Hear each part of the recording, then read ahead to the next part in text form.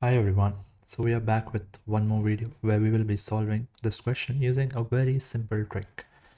So we need to get x value over here, and we have x factorial is equal to 7 factorial times 6 factorial. Now just have a look at this carefully.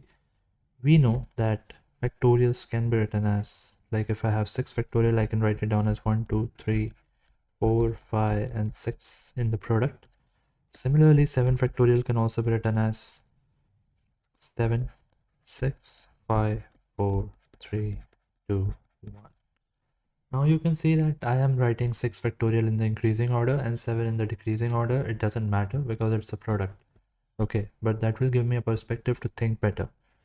Now from here to here, we have 7 factorial. Okay, I'll just write it down. 1, 2, 3, 4, 5, 6, and 7. Now I need 8 over here. Can I make 8 using these numbers? Answer is yes. So I will write 8.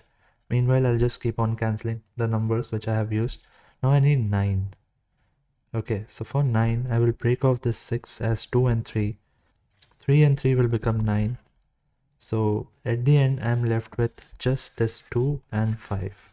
And the good part is that I am in search of 10 only.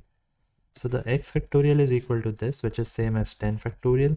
And by comparison, we can say that x is equal to 10. So this was the very simple way to solve this question. I hope that the steps involved are clear.